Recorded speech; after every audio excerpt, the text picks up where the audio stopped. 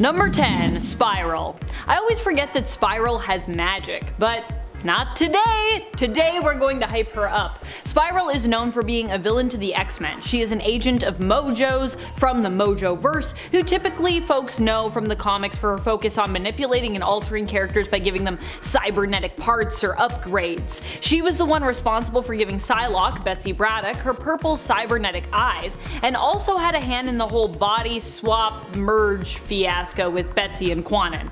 However, aside from all that weird problematic stuff, Spiral is also a magic user. It's true, she uses dance moves with her 6 arms to not only wield weapons and fight against her opponents, but also to cast various spells, which she can even use to do things like heal, teleport, turn invisible, and even temporarily remove or disrupt the superpowers of her opponents.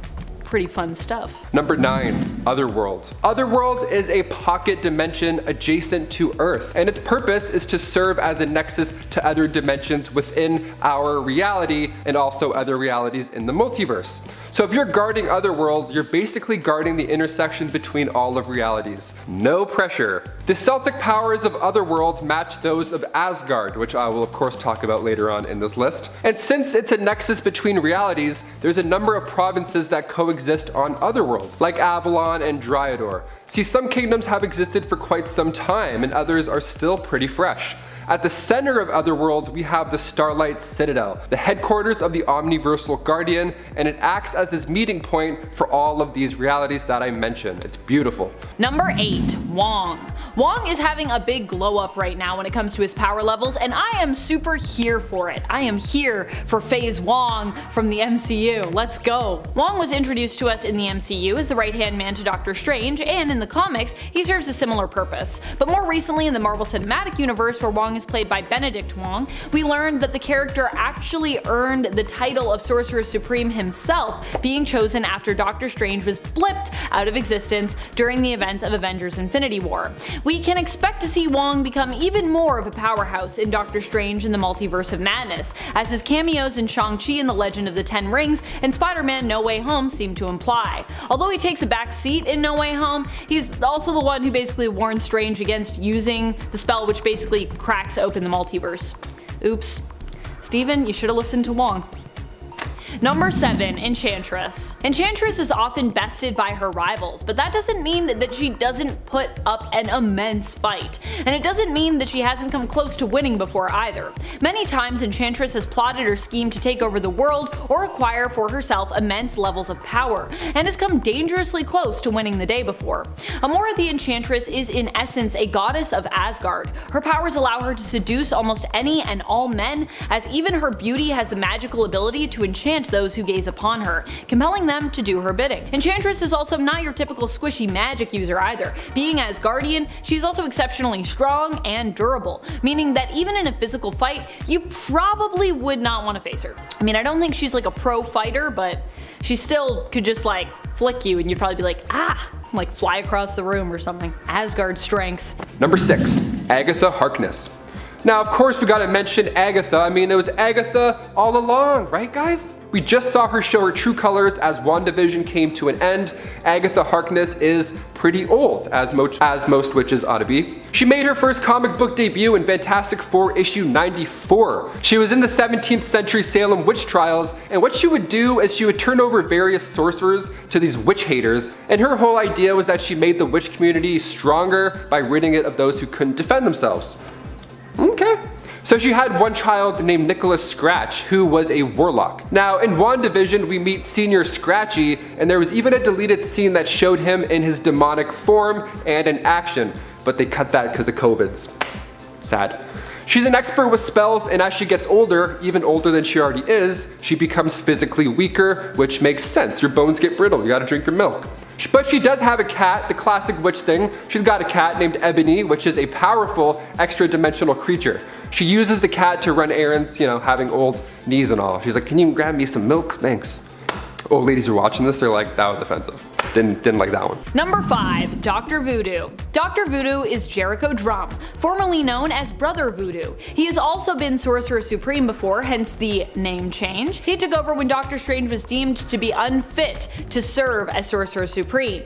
Voodoo is known for his immense knowledge of magic. He specializes in communing with the dead and can also commune with gods, animals, and manipulate the elements, minds, and even time. His vast knowledge makes him a fairly well-rounded magic user besides having knowledge of various different forms of magic, including scrying, sealing or barricading off dimensions or realms, spellcasting, and meditative abilities which allow him to observe things others might miss and actually grant him immense control over his own body as well.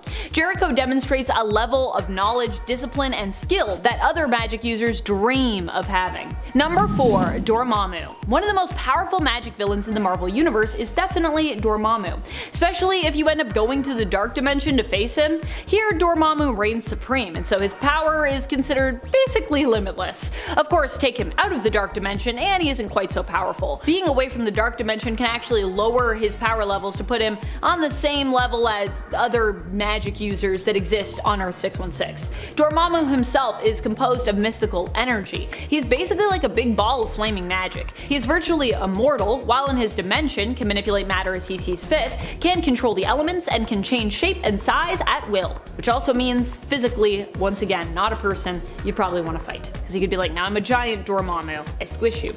Number 3. Sakaar. The first time we see this beautiful, terrifying land is in the Planet Hulk storyline from 2006. Sakaar is the 4th planet from the star Teo, and it's the only planet within the Teo star system known to be inhabited by sentient life. Sakaar is considered a savage planet that is full of extremes, but it's the most diverse geologically. I mean, we got great deserts, tropical paradises, mountains, volcanoes, arctic wastelands, lakes, oceans, you name it. During the height of the Spike War, a cosmic vortex opened up near the planet's orbit, causing tidal waves, and the inhabitants actually viewed this vortex as the end times. I mean, yeah, that's more than fair. Even in Thor Ragnarok, they referred to this portal as the Devil's Anus. So, yeah, okay.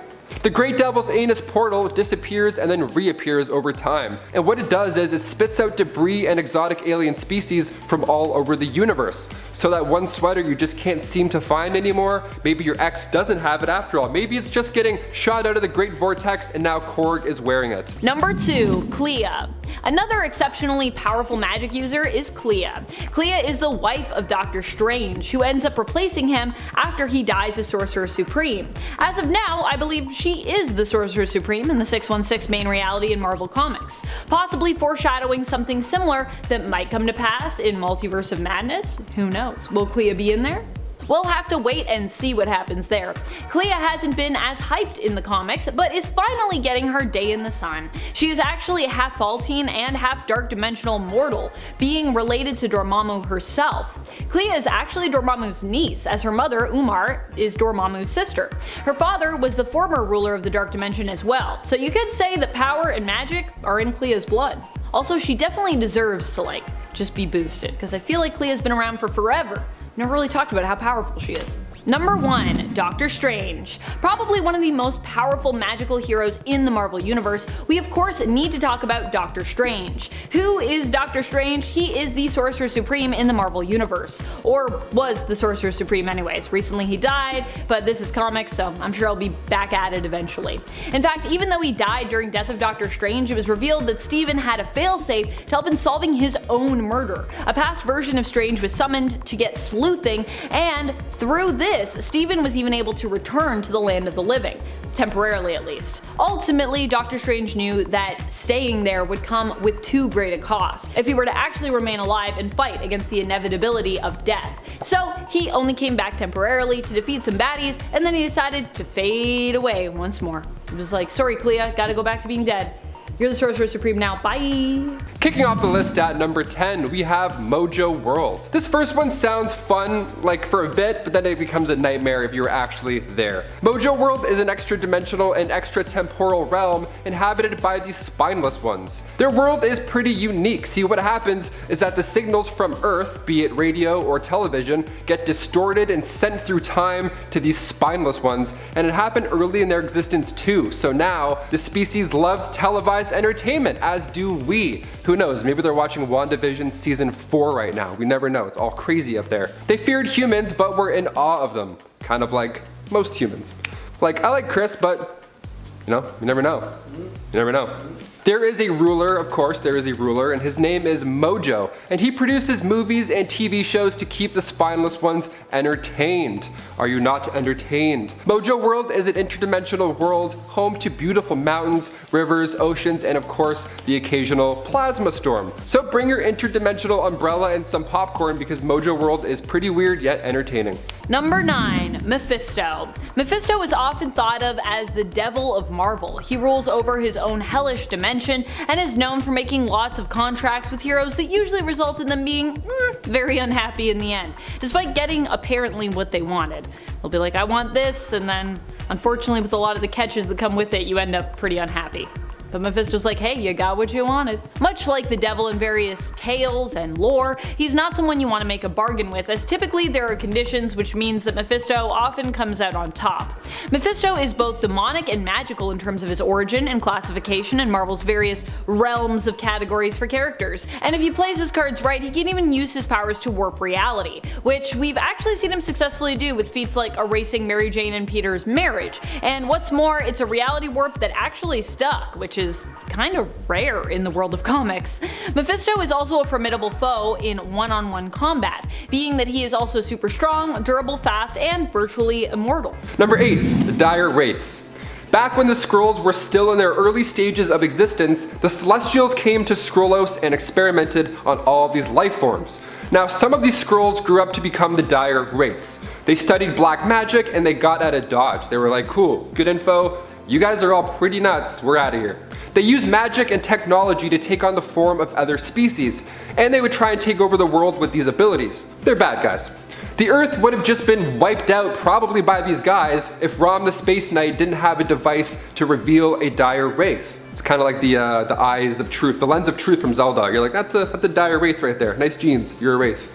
They emerged from the deviant Skrulls, and when Galactus came to their homeworld, they made it rain acid and destroyed all of his equipment. Yeah, they made it rain acid. So, they're evil. The sorcery is strong with this one, for sure.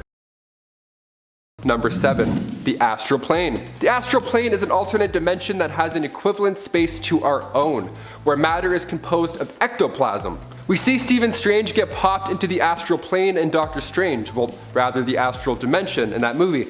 See, it's a parallel dimension where the soul exists outside of its body, and to access it, you have to be successfully separated from your physical form, which isn't something that you do. You can't just sneeze and then all of a sudden you're like, whoa, what happened? Oh, bless you. Thanks. You're welcome. You have to exist in a pure energy form, so you might need a wizard or two. We see this plane in other Marvel properties as well, like in Black Panther, Eric Killmonger and the Black Panther are able to have a conversation with their deceased fathers, and when they wake up, it's like no time has passed at all. Well, that's because in the astral plane, time is slowed way down. So much so, in fact, that when Stephen Strange uses it, he's able to leave his body, have a conversation with the Ancient One, and then return to his body before his body even hits the ground. So blink and you just may miss it. Number 6, Nexus of all realities. The Nexus is a cross-dimensional gateway that provides a pathway to any and all possible realities. And I mean all of them, even the realities between realities. In its comic origins, it's actually unknown if some being created it or if it just happens to be the one place in the multiverse where all realities just happen to naturally intersect. And we see it for the first time in Fear issue 11. We see it in Man-Thing's swamp in Bywater, New Orleans. The ancestors referred to the area of the swamp called Darkwater as the nexus of all realities. So next time you take a dip in a swamp, you just might be not in our dimension anymore. So I don't know, maybe hold your breath, plug your nose. You don't know where you're gonna end up in that puddle. Number 5, Soul World. One of the many conversations I had with friends after we saw Infinity War for the first time was where exactly Thanos went after he snapped his fingers. It was this large orange paradise almost. It looked like the place where you fight Dark Link in Ocarina of Time, but with more orange.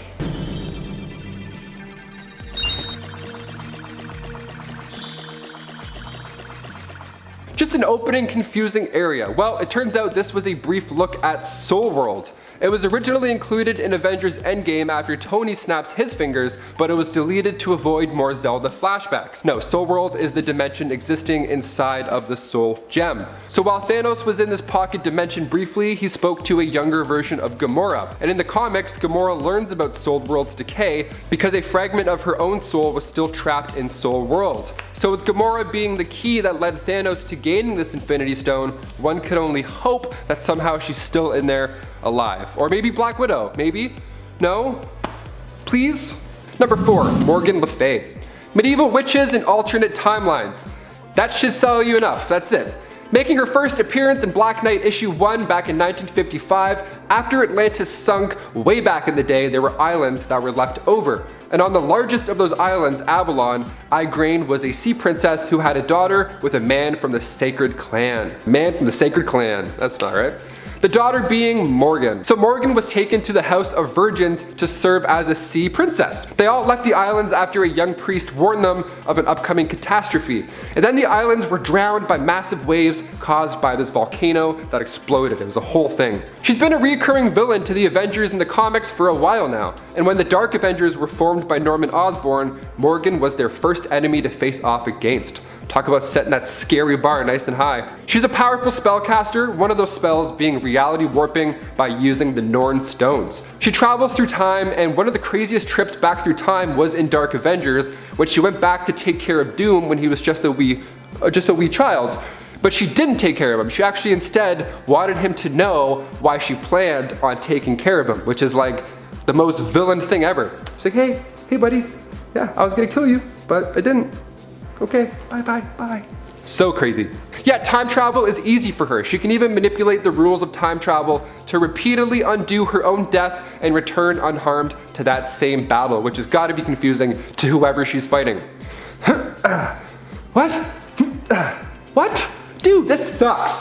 That's amazing. And weakness also, you guessed it, iron, absolutely. Number 3, Wiccan. Wiccan is Billy Kaplan, the reincarnated son of Scarlet Witch. As such, his powers are very similar to his spiritual mother. He can basically warp and alter reality, although he needs to speak words typically in order to do so.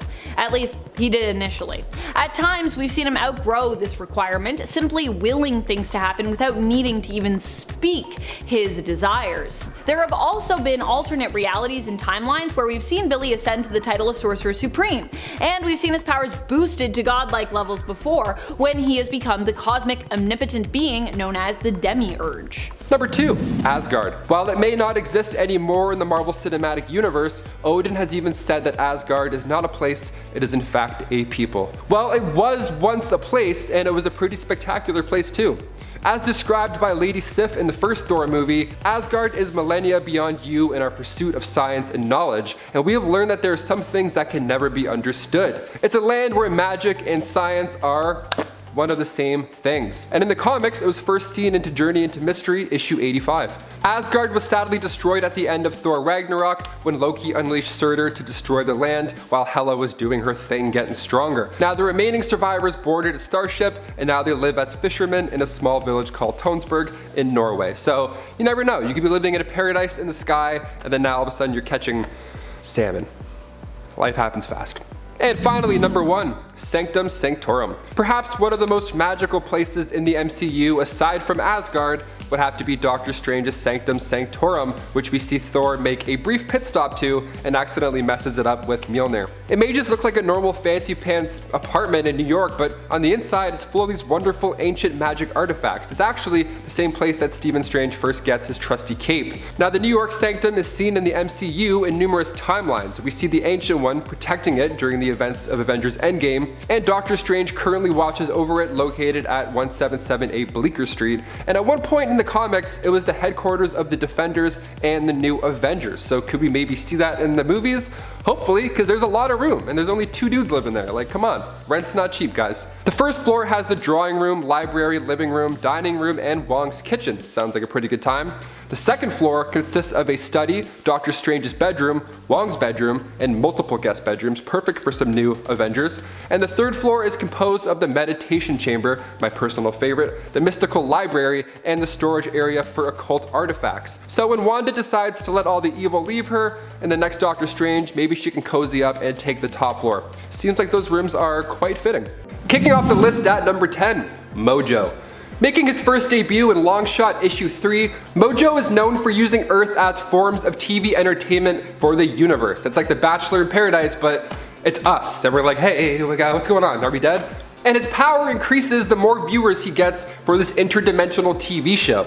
So like and subscribe his stuff as well as ours. We want to keep both things thriving. So in 1992, the issue titled MOJO's Media Madness had this wild storyline where MOJO gets Rogue, Cyclops, Beast, and Wolverine to think that they are characters from The Wizard of Oz. That goes down in X-Men issue 10. It's so wild. It's kind of funny, but mostly terrifying. He's part of a race of spineless beings from a planet named after him called MOJO World. Of course, inside a pocket dimension called the MOJO Verse. We get it, dude. It's all about you, okay? Cool. So this race of spineless beings were slowly going crazy over time because TV signals from another space-time continuum were scattered into their timelines. He's a powerful sorcerer, obviously because of his list, and we're not exactly sure just how far his magic can go. To be honest, I was leaning a bit towards MOJO being the mastermind behind the WandaVision plot. I thought he had something to do with it, but thankfully it was Wanda and her powers were just finally coming through. All those crazy powers, which I'll be talking about a little bit later in this list. And before we go to number 9, if you guys could go ahead and give this video a thumbs up. It's this one, not that one, so make sure you hit that one right there because it helps out our channel so much. You guys are the best. Now back to some more evil magic users. Number 9, Spiral. Rita Wayward made her debut in Longshot issue 1. She's actually a loyal servant to that spineless whack job that I just mentioned. But it didn't start that way, of course not. Ricochet Rita was once a professional stunt performer. She became friends with a guy named Longshot who was from that MOJO verse that I just talked about. She was attacked by this insane version of herself called Spiral that was from the future. So after that was taken care of, she decided to follow her heart and go back to that dimension with Longshot. And when they got there, Longshot couldn't pull through and they both were captured by MOJO.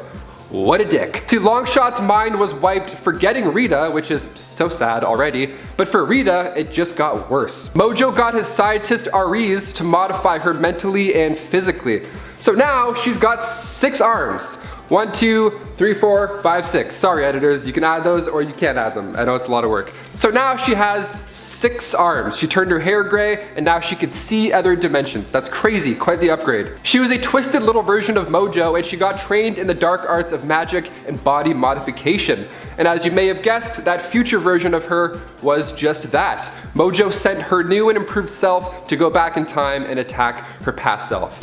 Number 8, the Dark Dimension. The Dark Dimension is also referred to as subware. Not somewhere, but subware. It's actually where all of our subscribers come from, actually. No, I'm just kidding. The Dark Dimension first popped up in comics with Strange Tales issues 126. It's the place Dormammu and Umar were both banished to by the Fall Team. See, it started off as this massive singular plane, but during a conflict, it was shattered into multiple planes like the Splinter Realms or the Archipelago of Anguish and Redemption, which is fun to say. We of course see the Dark Dimension in the Marvel Cinematic Universe as a void within the multiverse. The Masters of the Mystic Art managed to protect Earth from the Dark Dimension by building 3 sanctums, one in London, one in Hong Kong, and of course the one we all know the best, the one in New York, where Doctor Strange resides currently. I feel like we're not quite done with the Dark Dimension in the MCU, at least I hope we're not, because it's one of the coolest places I've seen. Aside from number 7, Selene. She made her first debut in New Mutants issue 9. Selene was born around 17,000 years ago in Europe, so she's a bit old, right after the oceans swallowed Atlantis. She's known as the Black Queen of the Hellfire Club, and she blends her mutant abilities with her magical abilities, so she's quite a pain in the neck. Well, actually, if she made contact with your neck, you would turn into dust. What makes Selene so powerful yet feared is that she has life force absorption. She can drain the life forces of a human and then absorb that power for herself. It keeps her young and beautiful. Maybe that's Jennifer Aniston's secret. Maybe that's it all along. I don't know. I'm just guessing. It would make sense. Timeline, it would make sense. Who knows? But not only does the victim's body crumble to dust, but Selene takes your memories. She'll be hanging out and she's like, did I forget my phone charger? No, wait, no, that was Brian, the guy I just absorbed. Yeah, see, I lose track sometimes. Come on, let's go. Number 6, Scarlet Witch. One of the most powerful magic users out there when it comes to the Marvel Universe has to be Scarlet Witch. We've literally seen Wanda rewrite reality and history, altering the entire world with her will. Initially, Wanda's magic was tied to her mutant powers, which was seen as sort of like bad luck magic, where almost every time she tried to use her magic, things would just like go haywire, and generally her magic would either backfire or like cause some unintended tragedy. While Scarlet Witch is no longer considered a mutant in canon anymore, sadly, this effect has still stuck around, even with her magic now just being magic and no longer mutant related, no longer really like hex magic. This is probably also because Wanda's magic is tied to the chaos god Chthon, who has also tried and temporarily succeeded in possessing Wanda in the past. Poor Wanda, she just can't catch a break. Number 5, Malekith the Accursed. Making his first appearance in Thor issue 344, Malekith was a dark elf born the 13th son to a 13th son. Unlike the second son to a second son. And that guy's name's Douglas. I'm not even nearly as cool as this guy. He was the leader of the Dark Elves, and when it comes to magic, he's a natural. He was born that way, baby. Malekith can manipulate great amounts of mystical energy for whatever reasons he needs. He can use magic to alter his own appearance. The dude at one point turns himself into mist, like the Coca-Cola mist zone at theme parks. Dude can just hang out as mist and cool you down. And if the mystic mist isn't cutting it for transportation, he can straight up teleport. And he can teleport through dimensions as well, so cool. Who needs Uber? That girl was coughing on the Ubers. She's like, oh, can I turn to mist? How do I get around town?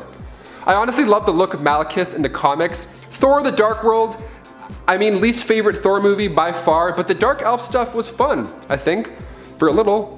One of my favorite tricks by Malekith is when he used magic to heal himself whilst also appearing dead, which is what I do every time I fall asleep on the bus. He does have a weakness though, iron. Yeah, his powers don't work against iron, and if he were to make physical contact with iron, it would burn his skin. So Iron Man, what's up? Not actually iron, I know guys, I know. Number 4, Hell. Hell is a world bound to the mind of its mistress and queen.